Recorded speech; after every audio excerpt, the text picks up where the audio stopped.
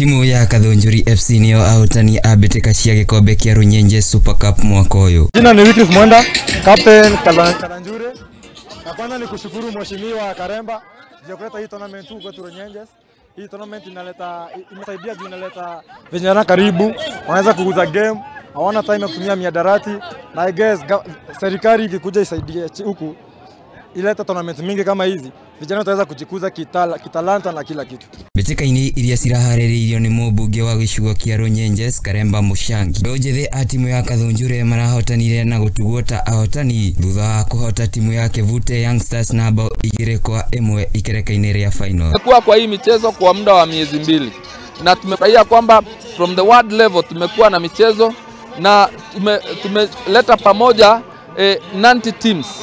Timu 90 wamekuwa wakishindana na tunafurahia kwamba hii michezo imeweza kukipu vijana wetu wakiwa busy.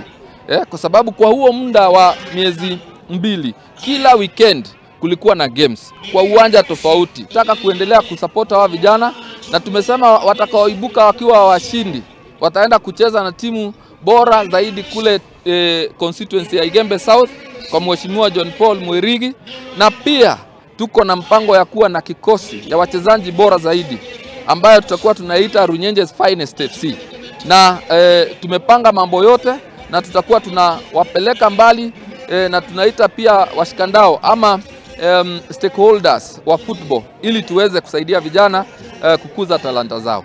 Ici ciranyitire itemi mieri 2 kuria ciambĩrĩirie cie timu mirongo 9 kuma ward ithano cia gĩcigo kia ũmbunge kia runyenjes na kuria ahotani matugirwo na kimajika kia giri igana rimwe ria mirongo 5. Also, we have sports fund in this country, which is a very well resourced fund, which takes care of talents, takes care of our fields and stadia, and is doing quite a good job.